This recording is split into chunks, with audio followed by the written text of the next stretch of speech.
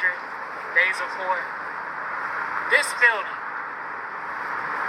why has this building not been equipped with the proper case managers, social workers, to make sure that this federally funded money is being dispersed?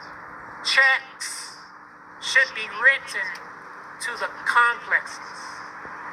We saw on WUSA 9 where it was about over 2,000 individuals who had applied for this very public assistance that Madam Angela Also Brooks stated was available and that constituents could apply. Why is it that when the We Take Care of Us movement president reached out to District 8's own councilman, Edward Burrows, which has been over 3.5 weeks, where youth were put out onto the street, mom and dad going through distress because they had a letter being approved for these rental assistance. Now, why are we not having coverage about the real issues that matter at hand? Not trying to flex about whether or not if the FBI building didn't come here to Prince George's County. Can Prince George's County really handle the oversight of the management of what it currently already has? I mean, did we not forget the article that came out from WTOP News Radio that actually allocated and it stated in there that Prince George's County now has become one of the highest counties with the disparity of homelessness? Shout out to L. Hamilton, who made sure to put this information out there to the public. I'm joined here today to be a voice for the community. It's election time. Let me say that again. It is election time. We need principled leadership. We don't need these chucks and pearl politicians in office that's just going to give us a strut the runway show. We don't need that. We need politicians that are going to be educated, competent, well-rounded, and making sure that our constituents are getting the necessary support. This is supposed to be Prince George's County, the quote-unquote Black Mecca. But if this is really a Mecca, we need to question and challenge, what is it really a Mecca of? Are we really producing what it should have the capacity with the funding to take care of its constituents? Prince George's County, Department of Housing and Community Development.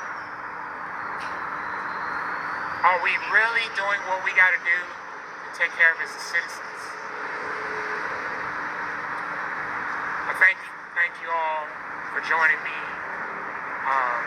You can reach out to me via yourbreathoflife@gmail.com. If there are others that are experiencing evictions currently right now who are being impacted, please make sure that you reach out to us so that we can get your story out there and we can get the people pushed and get the necessary help that they need. I have a question, sir. Your question? Yes. So, does PG County have any homeless shelters for the mass amount of people that's getting kicked out? I'm glad you asked that question because in Prince George's County, Maryland, we only have one men's shelter in the county. We have a domestic shelter for women, and we do have a shelter that is for troubled youth. But as you have clearly seen in the news yourself and read from WTOP News Radio, in the amount of the high percentage of homelessness that has heightened, Prince George's County does not have enough to facilitate to be able to ground and take care of its people. Have you got any response from your county executive or the governor, Mr. Hogan? So the governor has said that the responsibility should be upon the county executive and the current council people that are in the municipalities. And unfortunately, as I stated earlier, I don't know if I did,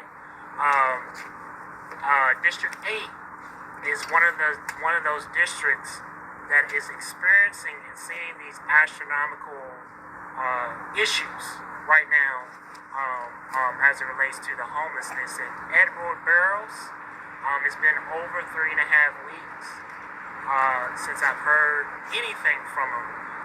He was tagged in a video of constituents whose stuff was being put out on the side of the curb. And when this was posted, there was a comment that was posted that said we couldn't get no response from the current councilman. And Beloved, which was so surprising, he said this is a lie, but then he went back and said this is untrue. And then he posted a phone number on there, and the person that put that video out there of the eviction happening and stuff being put on the curb has called and reached out, and no current response. And that individual also reached out to me, and I reached out to the office to figure out what's going on. When I did talk to someone on the phone, they didn't give me their name, but they asked for my name, my information. They indicated to me that the current councilman was not aware of this, and said that just to make sure that this is not something that is negative being created within the county, because the county has done its due diligence in making sure that it's taking care of its constituents. But as I explained to the gentleman, that is not true, because a lot of individuals, when you get on the ground, you will actually see from each different municipality who's not so. I'm here to take any more questions. Anybody else? I have a question. This building behind you, is it the director's responsibility to handle? Thank you. Is it the director's responsibility to handle issuing of the what is it called, the rapid? So what the director has the duty and the responsibility of is to, number one, there's a team, supposed to be a team of caseworkers that are delegated and tasked with the ability to check the applications of the people who have applied, people who need the current assistance. So what the director is supposed to do is make sure that there are enough staff present to be able to take people's information and applications so that it can get processed into the computer system appropriately. But here's one thing that I did discover about 2 months ago. 2 months or so ago, there's a box that they newly recently just got, where individuals had recertifications, updated income, and things of such. Their paperwork was not getting to them. When they put the box out here, the box was sitting there. So a couple of other colleagues from the We Take Care of Us Movement Coalition had the pleasure and the chance and opportunity to be able to reach out to HUD office to figure out what is going on. We put in complaints, a lot of individuals put in complaints because currently in the county, in Prince George's County, Maryland, there are still landlords that have not received a confirmation from their paperwork being processed to make sure that their units are up to condition, and then also the ability to write up new leases. So this has created a distress and turmoil that, quite frankly,